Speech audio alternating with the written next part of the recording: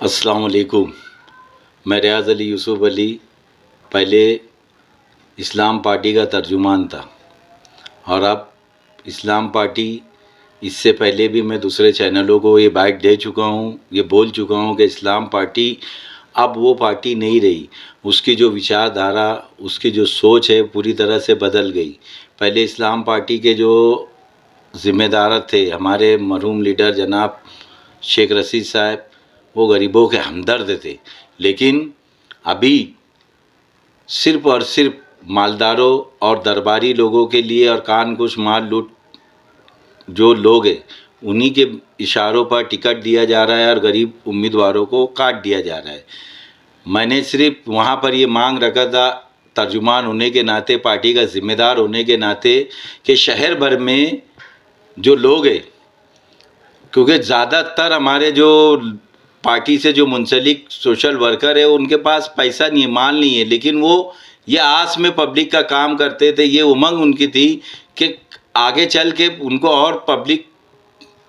सराहना मिलेगी और पार्टी उनको टिकट दे के आगे ले जाएगी और ज़्यादा से ज़्यादा पब्लिक का काम करेंगे। लेकिन इन्होंने हर वार्ड में, देखिए आप खुद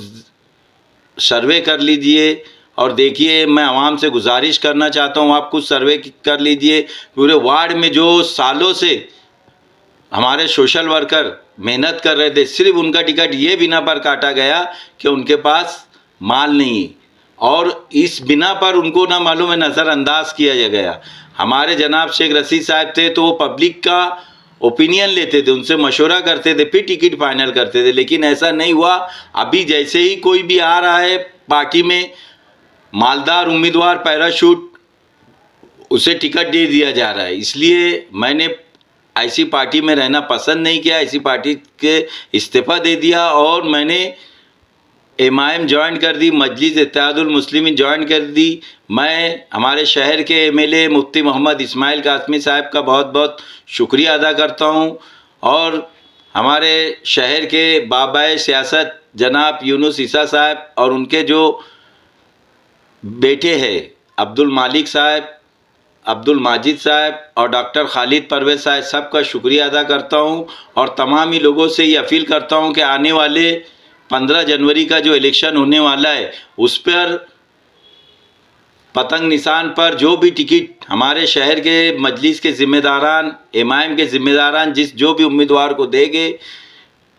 टिकट देंगे, उस पतंग निशानी को वोट देकर भारी अक्सरियत से कामयाब कीजिए। और जैसे ही आज हालात दिख रहे हैं, हालात शहर से लेके पूरे इंडिया में, तो आज एक वाहिद पार्टी सिर्फ एमआईएम है जो मुसलमानों के लिए और हमारे कौम के लिए पूरी तरह से आवाज़ उठाती है, फ़िरका परस्तों की आँख में आँख डाल के बात करती है। इसलिए आप तमाम ही लोगों से मैं गुजारिश करना चाहता हूं कि सिर्फ एमआईएम को वोट दीजिए पतंग निशानी पर। और एक बात मैं ख़ास तौर से जो इंडियन सेकुलर लार्जेस्ट पार्टी है, जिसे इस्लाम शॉर्ट फॉर्म में नाम दिया गया है, कि उनके उम्मीदवारों को और वर्करों से मैं ये गुजारिश करना चाहता हूं कि बराए मेहरबानी ऐसी कोई नाज़ेबा हरकत ना करे सोशल मीडिया पर भी और हमारे प्रचार में भी, नहीं तो फिर मुझे वापस से वही अंदाज में आना पड़ेगा। मैं चाहता हूं और पुलिस से भी गुजारिश करना चाहता हूं कि ऐसे जो लोग धिंगा मस्ती कर रहे हैं, कल एक घटना मैं आप लोगों को बता देना चाहता हूं। कल एक घटना हुई है मुंशी शाबान नगर में। हमारे लेडीज़,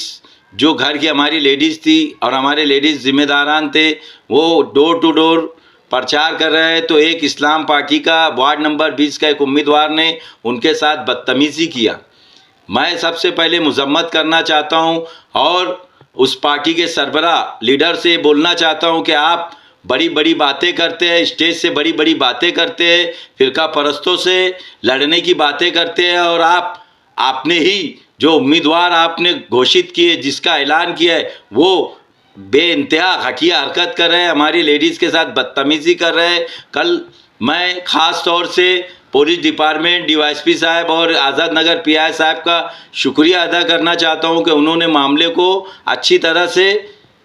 निपट डाला और शहर में और ख़ास तौर से वार्ड नंबर 20 में ऐसी कोई संगीन घटना होने से बच गई। लेकिन आइंदा ऐसे हालात ना पैदा करे, तो आप लोगों से मैं करना चाहता हूं कि जोश में होश मत खो दीजिए। इलेक्शन जमहूरी हक है, सबको लड़ना उसका जमहूरी हक है हमारा, और हम घर घर जाएंगे, डोर टू डोर जाएंगे, पब्लिक फैसला करेगी और पब्लिक चुनेगी कि उसे कौन सा उम्मीदवार पसंद है, कौन सी पार्टी पसंद है। तो बराए मेहरबानी जंगल राज चलाने की बिल्कुल भी कोशिश मत करना।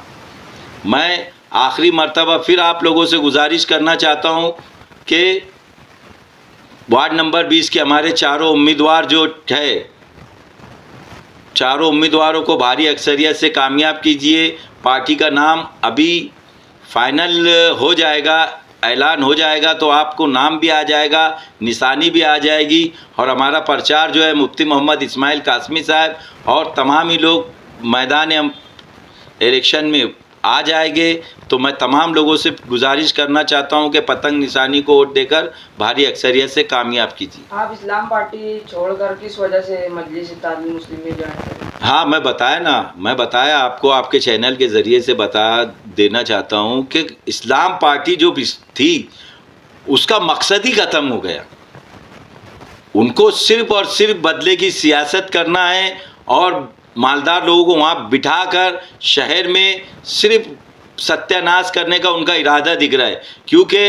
ये जो लोग इन्होंने जो उम्मीदवार दिए, आप देखिए पूरे शहर में जहाँ जहाँ भी जैसे जैसे इस्लाम पार्टी के उम्मीदवारों का ऐलान हो रहा है, वहाँ पर जो वहाँ के बरसों से यानी सालों से जो मेहनत कर रहे थे, ऐसे तमाम ही उम्मीदवारों को काट कर, ऐसे तमाम ही सोशल वर्करों को काट कर सिर्फ मालदारों को टिकट दिया जा रहा है कि जिसकी वजह से मालदार उम्मीदवार अगर कभी चुनकर आप लोगों ने, पब्लिक ने अगर दे दी तो ये नॉट रीचेबल होने वाले हैं, ना इनका कोई पता रहने वाला है, इनके फ़ोन बंद आने वाले हैं, और जो सोशल वर्कर